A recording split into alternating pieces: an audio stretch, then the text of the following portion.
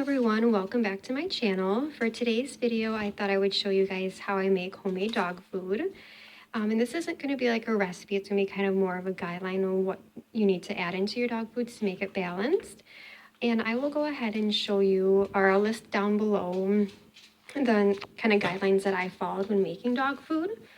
It's actually a Facebook group called Home Cooked Dog Food for Dogs. So I don't know if I can list the files in there or if you have to join the group, but regardless, I'll try to list it all below. So I'm just gonna get started to show you what I all add in here. So starting off, I have the meat here. I did already cook the meat yesterday and I just put it in the fridge overnight. What I like to do is do this in like a 2-day process, just since it does take a little bit of time. So I will cook the meat up in a crock pot, and if you can kind of tell, some of it's not all the way cooked because I'm kind of going to transition into raw dog food eventually. So I kind of do some semi-cooked in there, but you want to have your dog food be at least 70% meat and then 30% veggies, and I'll show you guys how I did the math with that in just a little bit. And you also want to pick different proteins to add to your meal. So you want to do like some chicken, some beef in there too. If you guys are going to be using ground meat, you want to make sure that, or ground beef, you want to make sure that it's 90-10, so 90% meat, 10% fat ratio. You don't want to do anything less than that, or anything more than that, like 80-20. You don't want to do that because dogs do have a high amino acid that they need to meet. So you want to make sure when you do get meat, kind of look at that. And then also when you cook, you don't want to have it very fatty either. So kind of look into that too. Make sure like there's no salt added or any seasonings or anything like that added. So I did go ahead and cook this all up in the crock pot. So I have chicken in this meal. I bought a roast and put in here, some ground beef, and then turkey. Each batch I do make is different. You want to make sure that you use like muscle meats in here too, and do like a combination of light and dark meats, really making sure you kind of cover all your nutritional values with different meats too. And I will go ahead and list down below kind of information about what meats you want to add in there too. I do make a batch to last about a month, so I do kind of add a lot of meats in here.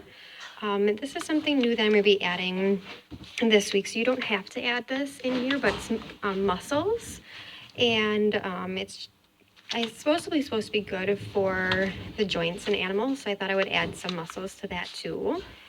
And then you also want to make sure in each of your batches, you want to make sure you have some sort of fish in there. So whether you want to do fish or if you want to do fish oil, and then if you do fish oil, you have to add vitamin E too. So I just go ahead and just add a fish. I thought it was easier that way.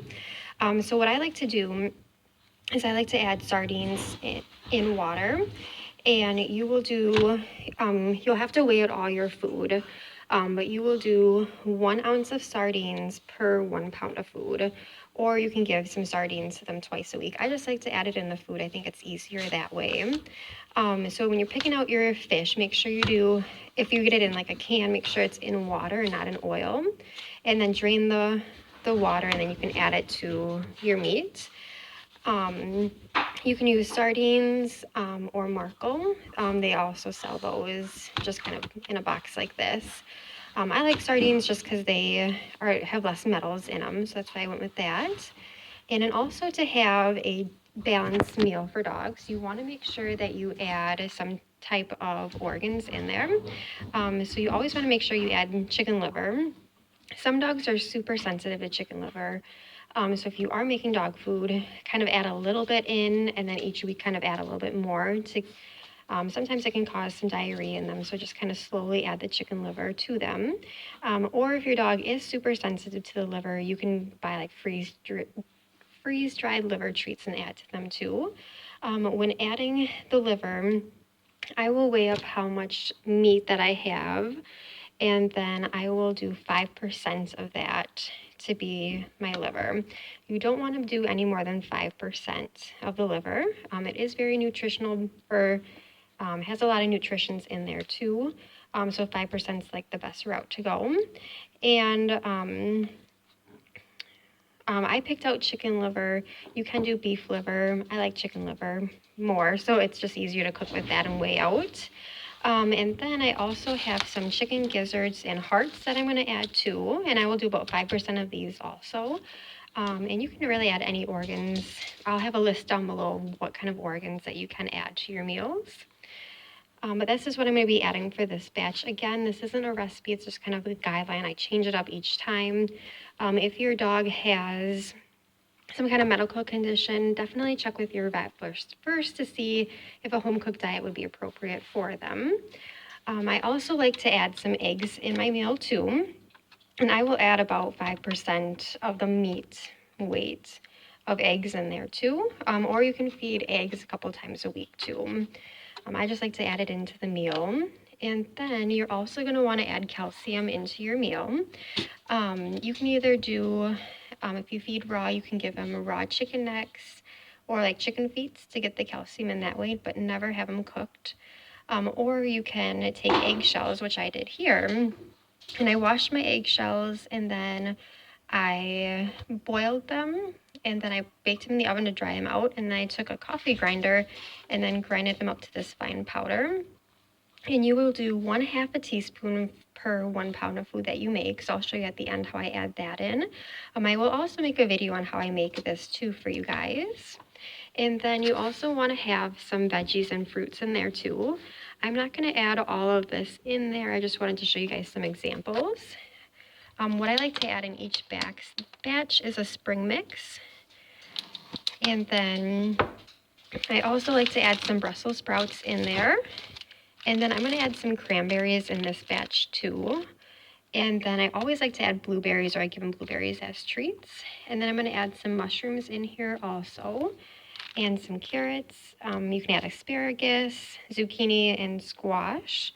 I always like to add some green beans in there too. And then you could do like a broccoli, cauliflower, and carrots. Are also good to add. Again, I'm not adding all of these in there. These are just kind of some ideas of what you can add in there. When you are picking out vegetables and fruits to add to it, make sure you don't really have very starchy vegetables. So that would be like the cauliflower, the carrots, the squash, the pumpkin. That would all be considered starchy vegetables. So kind of have more non-starchy vegetables in your batch. And I'll list down below kind of a list of what non-starchy and starchy vegetables are. And I'm going to go ahead in this batch and add a little bit of pumpkin in there too, for some added fiber. But I'm going to go ahead and get started cooking with my mussels and then my organs. And I will show you guys how I do all the math with all of that. And I have the 2 best helpers right here. Yeah, you guys helping? All right, so next what I'm going to go ahead and do is I'm going to weigh how much meat that I have.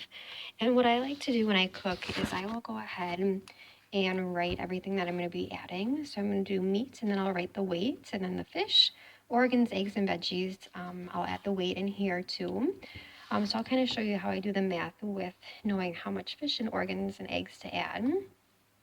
But what I like to do is, I'll kind of show you guys the process, but I will blend everything up in my blender to kind of chop everything up. So I'll put all the meat, veggies, and everything in here when I'm done and grind it all up together. And I'll show you guys that too.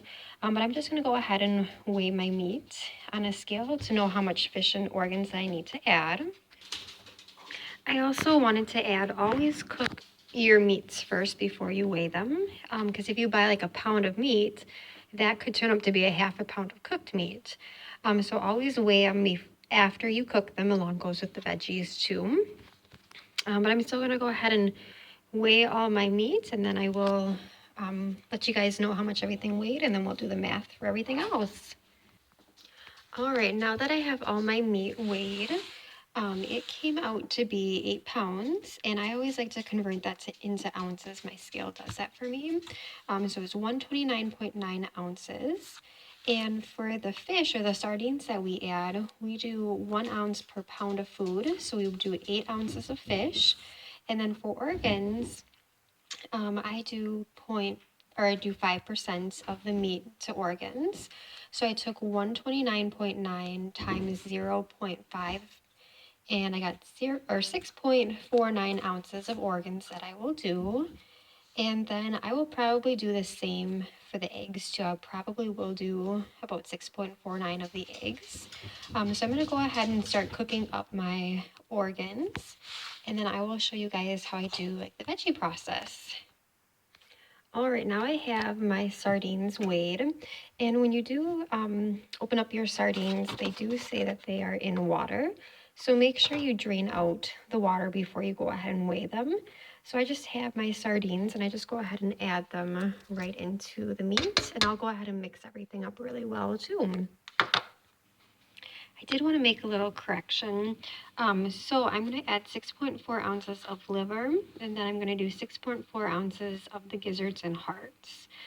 I did 5% of liver, and then I do 5% of another secreting organ. So I apologize if this is a little bit gross. I'm a vegetarian, and it was really hard for me to kind of cook this way. But dogs do need meat in their diet, so you can't have them on a vegetarian diet. But I have my raw liver here, and I will double it. So because when you weigh it when it's raw, it's going to, and then you cook it, it's going to be about half of that. So I'm going to double how much I add. But what I like to do is I will just go ahead and boil it in water. It is a little bit smelly when you cook it. So if you have like a fan on your microwave, definitely turn that on because it definitely helps with the smell. But boiling in water definitely helps.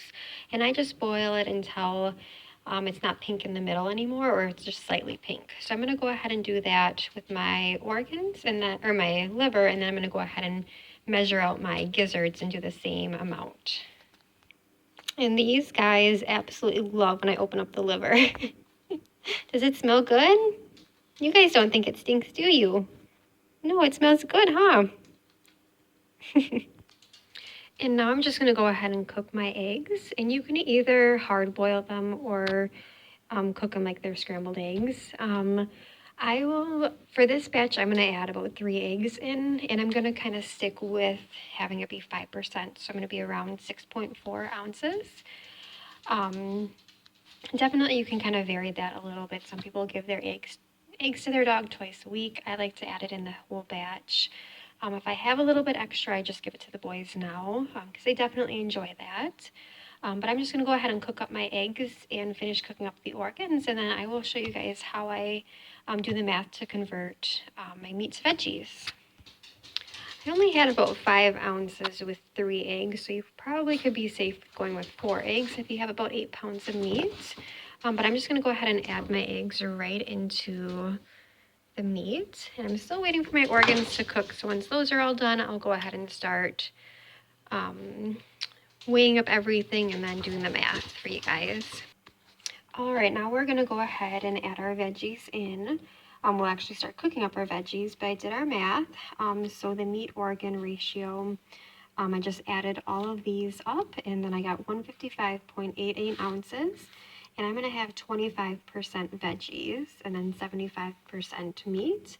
So I did this meat number here, 155.88 times 0.25%, and that got us to 38.97.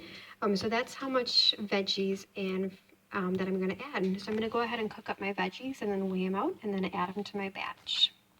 And then when I cook my veggies, you can either cook them or serve them raw. I like to cook them. But if you do, dogs cannot digest veggies unless they are either pureed or mashed up. So if you do them raw, just make sure you put them in a blender and grind them up. Or when you cook them, you can either put them in a blender or you can mash them up. What I like to do is I like to put all my food in the blender so I don't have to like cut things up. So I'm going to show you guys how I do that in a second. But I'm just going to go ahead and cook my veggies so they're a little bit softer. I did add some cranberries in here too. When I make my veggies, I like to add a lot of different colors in here too, just so they can get different nutrients that way. And then I'm just cooking this up, and then I will also cook up, or I'll put this in at the last and have it, or the spring mix in there last to have it in there for a couple minutes so that can kind of cook a little bit. And then I will go ahead and put all this into a strainer so the water can drain out. And then I go ahead and weigh it to make sure I have the right amount of veggies in there.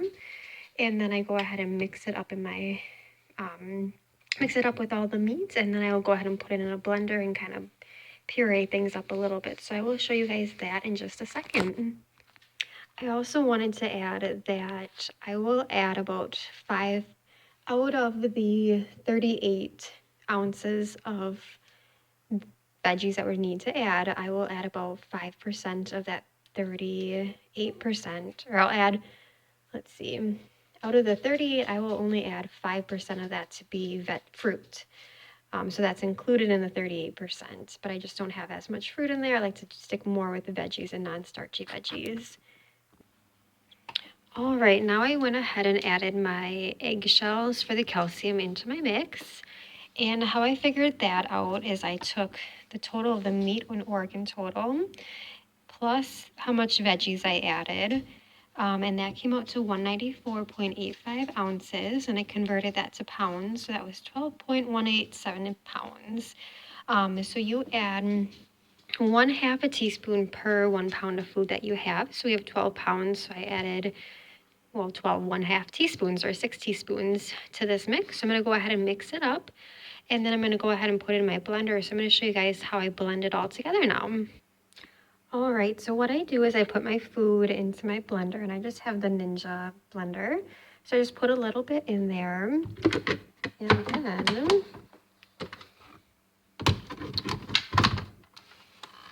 I just kind of go ahead and pulse it a little bit, and then blend it. And I just make sure that everything is all, like all the vegetables and meats, ground up nicely.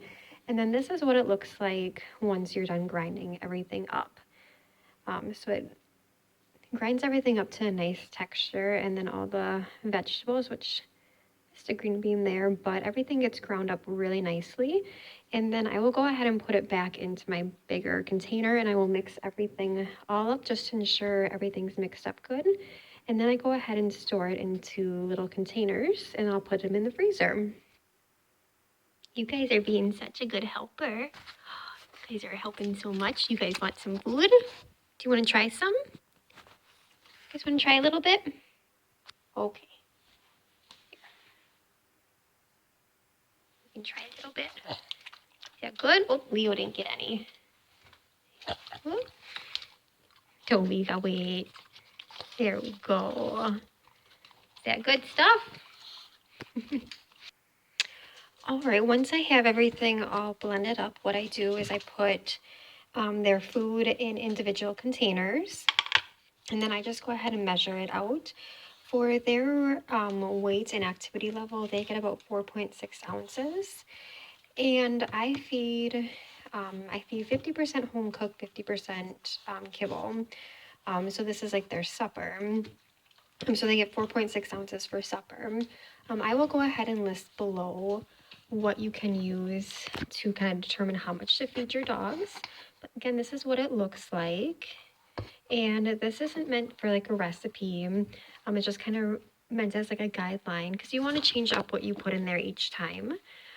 So I made about a month's worth of food for them.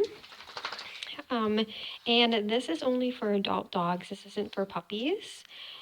So if you guys have any questions on anything, definitely comment below. What I do is I will put 3 days worth of food in the refrigerator, and the rest I store in the freezer. And then I just take out, if I'm on the 3rd day, I'll just take out a couple more and put them in the fridge to thaw. And then by morning or by supper time, they are all ready for them to eat. But thank you guys so much for watching. And if you guys have any questions, definitely comment below. Do you guys like the food? Leo just gets a little bit to try, but otherwise he gets his puppy food. But Toby really likes it. Yeah. You want to say bye-bye? Well, thank you guys so much for watching.